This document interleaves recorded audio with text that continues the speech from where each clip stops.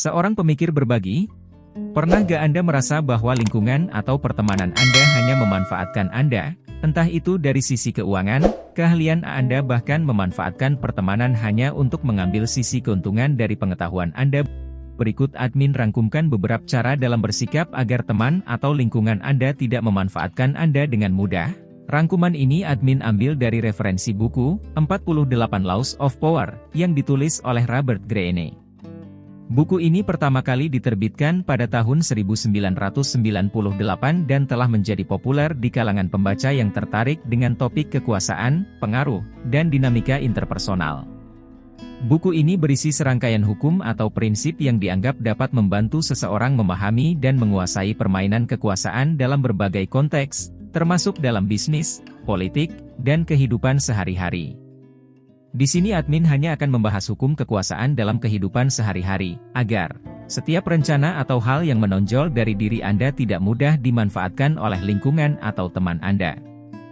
Berikut 9 prinsip yang harus ditanamkan dalam kehidupan sehari-hari agar tidak mudah dimanfaatkan. Pertama, jangan terlalu mempercayai teman. Prinsip ini memberikan peringatan untuk tidak sepenuhnya mempercayai bahkan teman terdekat Anda dalam semua situasi. Prinsip ini tidak bermaksud untuk menunjukkan bahwa Anda harus menjadi paranoid atau tidak memiliki teman yang bisa Anda percayai sama sekali. Sebaliknya, ini mengingatkan kita untuk berhati-hati dan bijak dalam membagikan informasi sensitif atau rahasia yang dapat digunakan melawan kita. Ini mendorong kewaspadaan yang sehat dan mengajarkan kita untuk melakukan pengamatan lebih cermat terhadap tindakan dan motif orang-orang dalam lingkungan kita. Ini tidak berarti selalu mencurigai orang lain, tetapi lebih tentang mempertimbangkan secara bijak apa yang harus dibagikan dan dengan siapa. Terkadang, menjaga beberapa informasi atau rencana untuk diri sendiri atau hanya berbicara tentang mereka dengan orang-orang yang benar-benar dapat Anda percayai adalah tindakan yang bijak. Ini dapat membantu mencegah pengkhianatan atau penggunaan informasi Anda melawan Anda. Kedua, bicara lebih sedikit daripada yang diperlukan. Terlalu banyak berbicara atau memberikan terlalu banyak informasi dapat berpotensi merugikan Anda dalam berbagai situasi. Ini dapat memungkinkan orang lain memanfaatkan informasi yang Anda bagikan, atau bahkan dapat membuat Anda terlalu terekspos. Prinsip ini menggarisbawahi bahwa dengan berbicara lebih sedikit, Anda dapat membangun kepercayaan dan menjaga elemen kejutan dalam hubungan dan tindakan Anda. Orang yang berbicara terlalu banyak cenderung tampak kurang misterius dan bisa diprediksi. Dengan berbicara secara hemat, Anda dapat lebih baik mengendalikan informasi yang Anda bagikan. Ini dapat membantu Anda menjaga privasi Anda. Dalam banyak situasi, mendengarkan dengan seksama lebih penting daripada berbicara terus-menerus. Ini memungkinkan Anda untuk memahami lebih baik apa yang orang lain pikirkan atau ingin, yang dapat membantu Anda merespons dengan lebih baik. Ketiga, jagalah reputasi Anda dengan nyawa Anda. Prinsip ini menggarisbawahi bahwa reputasi Anda adalah salah satu aset yang paling berharga. Reputasi positif dapat membuka pintu untuk peluang dan koneksi yang tidak akan tersedia jika Anda memiliki reputasi yang buruk. Reputasi yang baik memungkinkan Anda memenangkan kepercayaan orang lain dan memengaruhi mereka. Keempat, ketahuilah siapa yang Anda hadapi. Prinsip ini menekankan pentingnya memahami orang yang berada di sekitar Anda. Mengenali karakter mereka, dan berhati-hati agar tidak menyakiti perasaan orang yang tidak seharusnya Anda singgung. Dengan memahami orang dengan baik, Anda dapat menghindari menyakiti perasaan atau menimbulkan konflik yang tidak perlu. Ini penting untuk mempertahankan hubungan yang positif dan produktif. Prinsip ini mengajak Anda untuk melakukan analisis dan pemahaman yang mendalam terhadap orang-orang di sekitar Anda. Terutama mereka yang memiliki pengaruh atau potensi untuk memengaruhi Anda. Ini mencakup memahami sifat, motivasi, kelemahan, dan tujuan mereka. Prinsip ini juga mencakup kemampuan untuk menyesuaikan komunikasi Anda agar sesuai dengan karakter dan sensitivitas individu. Ini membantu mencegah kesalahpahaman dan konflik yang disebabkan oleh komunikasi yang tidak tepat. Kelima, berilah kesan bahwa Anda lebih bodoh dari sasaran Anda. Dengan memberikan kesan bahwa Anda kurang berpengetahuan atau kurang berpengalaman daripada yang sebenarnya, Anda dapat mengurangi ancaman yang mungkin dilihat oleh sasaran Anda. Mereka mungkin akan meremehkan Anda atau tidak menganggap Anda sebagai ancaman serius.